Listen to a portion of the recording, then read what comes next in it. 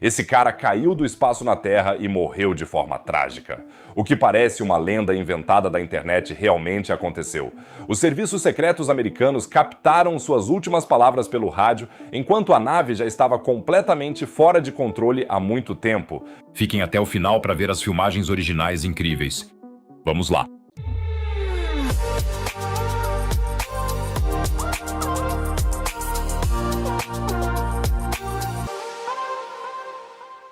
Sim, essa história maluca nos leva ao ano de 1967. Escrevam para mim quem de vocês já estava no mundo naquela época ou quem até mesmo viveu ativamente os anos 60.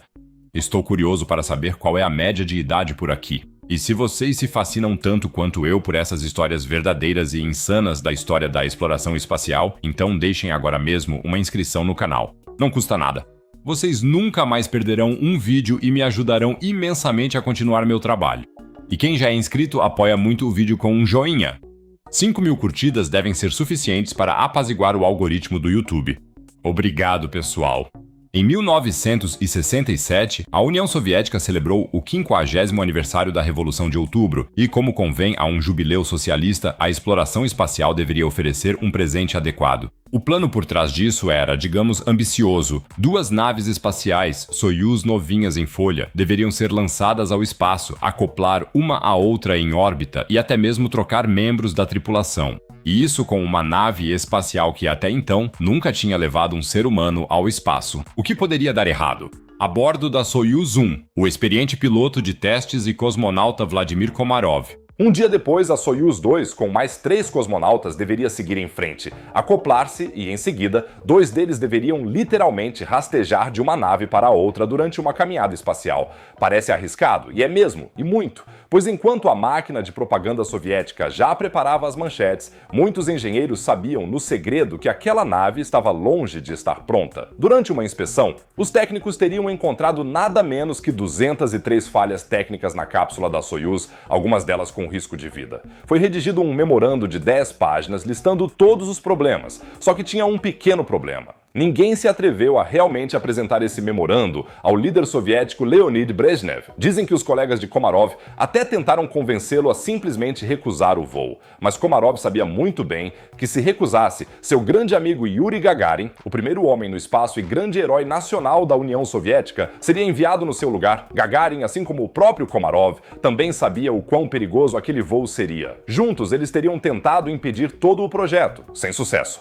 Komarov decidiu então voar, sabendo muito bem que, com isso, talvez estivesse assinando sua própria sentença de morte. Segundo a lenda, ele pediu apenas uma coisa. Caso algo lhe acontecesse, queria um funeral público no qual seu caixão fosse exposto aberto para que todos pudessem ver o que havia acontecido com ele.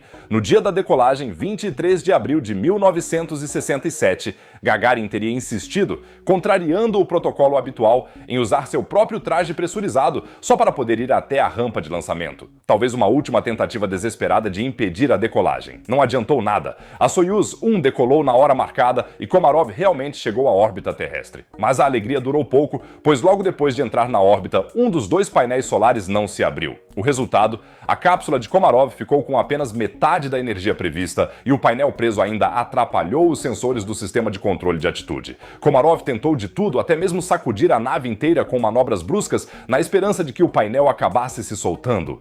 O controle de solo em Moscou rapidamente percebeu a gravidade da situação. O lançamento planejado da Soyuz 2 foi cancelado. Toda a manobra de acoplagem tornou-se assim coisa do passado. A partir de agora, o único objetivo era trazer Komarov de volta à Terra vivo, de alguma forma. O que foi realmente dito por rádio entre Komarov e a estação terrestre naquela noite ainda não foi totalmente esclarecido até hoje. E é exatamente isso que torna esta história tão assustadora. Segundo o livro Starman, The Truth Behind the Legend of Yuri Gagarin, estações de interceptação americanas na Turquia teriam captado as últimas palavras de Komarov. Traduzido e bastante parafraseado, ele teria gritado xingando no microfone: "Essa maldita nave, nada do que eu tento fazer aqui funciona direito." Os registros oficiais de rádio soviéticos, por outro lado, contavam uma versão bem diferente e muito embelezada da história. Lá, dizem que Komarov teria relatado calmamente que estava ótimo e que tudo estava em perfeita ordem pouco antes de agradecer pela transmissão e confirmar a separação bem-sucedida da cápsula de pouso. E então, segundo esse registro oficial, de repente, silêncio total no rádio. A estação de solo, com o indicativo de chamada Sarja, tentava desesperadamente, repetidas vezes, estabelecer contato com a cápsula, cujo indicativo era Rubin. Várias e várias vezes, o controlador de voo repetia praticamente a mesma pergunta no microfone, sem nunca receber resposta. Na reentrada na atmosfera, Komarov precisava, na verdade, orientar manualmente sua nave, pois, devido ao painel com defeito, o controle automático de atitude também não funcionava direito. Por um breve momento, ele conseguiu posicioná-la corretamente, mas não conseguiu manter a posição. Devido à instabilidade, a Soyuz 1 deixou de gerar qualquer sustentação aerodinâmica e, em vez disso, começou a girar de forma totalmente descontrolada. A cápsula caiu praticamente do céu como uma pedra, e é exatamente daí que vem o apelido macabro que o Komarov carrega até hoje. O homem que caiu do espaço. Quando a cápsula de aterragem finalmente atingiu a Terra, fê-lo com uma força que os cientistas compararam mais tarde ao impacto de um meteorito de 2,8 toneladas. A cápsula ficou completamente esmagada e, ironicamente, os foguetes de aterragem, que deveriam ter amortecido o impacto final, foram acionados pelo próprio impacto e incendiaram os destroços. Quando a equipe de resgate chegou, a princípio só encontraram uma cratera fumegante e, tragicamente, faltava um detalhe em todo o local do acidente: um paraquedas aberto. A causa oficial da morte de Komarov foram lesões múltiplas no crânio, na coluna vertebral e no esqueleto, causadas pelo forte impacto. O que o comunicado de imprensa soviético omitiu na época foi a queda completa, bem como o paraquedas que aparentemente falhou. Estranhamente, porém, foi publicada essa foto, na qual altos funcionários soviéticos aparecem em frente aos restos mortais de Komarov. Segundo registros da época, os restos mortais de Komarov foram, a pedido de autoridades de alto escalão, primeiro fotografados e depois cremados. Suas cinzas foram posteriormente enterradas no muro do Kremlin, num funeral de Estado. Mas voltando ao paraquedas que mais tarde se tornou o principal enigma de toda a investigação. Dos dois paraquedas da cápsula, o paraquedas de frenagem menor abriu corretamente, mas o paraquedas principal ficou completamente preso no compartimento, embora exatamente o mesmo sistema tivesse funcionado perfeitamente em todos os testes anteriores. Várias teorias começaram a circular depois disso. Alguns suspeitavam que o paraquedas era grande demais para o seu compartimento e por isso tinha sido comprimido com muita força. O engenheiro espacial soviético Boris Chertok apresentou mais tarde uma explicação diferente.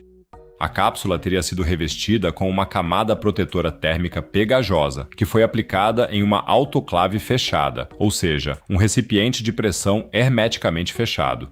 E, justamente na cápsula de Komarov, o compartimento do paraquedas não estava devidamente coberto. O polímero viscoso poderia, portanto, ter se infiltrado diretamente nele e colado o paraquedas principal. Se um paraquedas que funcionasse teria salvado Komarov, porém, ainda não está claro até hoje. Muitos historiadores acreditam que, diante dos inúmeros outros problemas, a missão dificilmente teria sido sobrevivível de qualquer maneira. Apesar dessa tragédia, o programa Soyuz se tornou, nas décadas seguintes, o programa espacial tripulado de maior sucesso e mais duradouro da história da humanidade.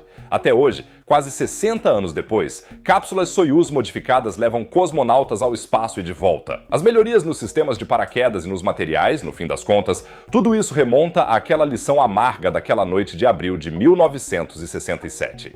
Acho a história fascinante de uma maneira mórbida, porque mostra o quanto a pressão política e a preocupação com o prestígio podem decidir sobre a vida e a morte.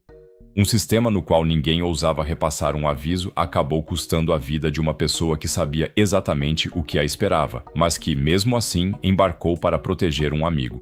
Esse amigo, Yuri Gagarin, morreu, aliás, apenas um ano depois em um acidente durante um voo de treinamento.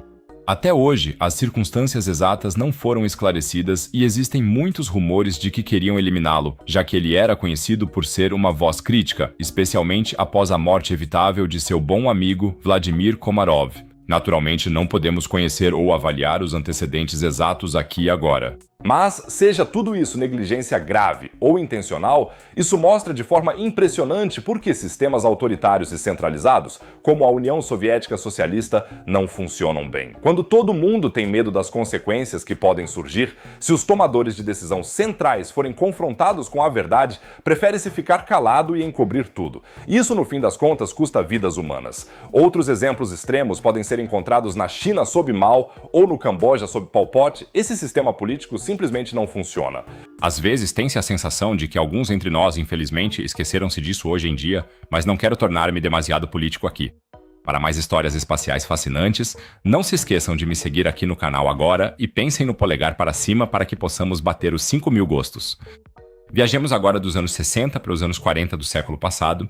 Nas profundezas dos resíduos radioativos da explosão da bomba atômica de Hiroshima, pesquisadores acabaram de descobrir um material totalmente novo, de certa forma nascido do fogo nuclear. Como exatamente a bomba atômica pode criar um material totalmente novo e o que isso significa, eu mostro para vocês no vídeo lá em cima, à direita. Não deixem de dar uma olhada, é super empolgante. Lá embaixo, à direita, como sempre, tem mais um assunto sobre ciência e espaço. Fora isso, diria que a gente se vê no próximo vídeo. Fiquem bem, galera.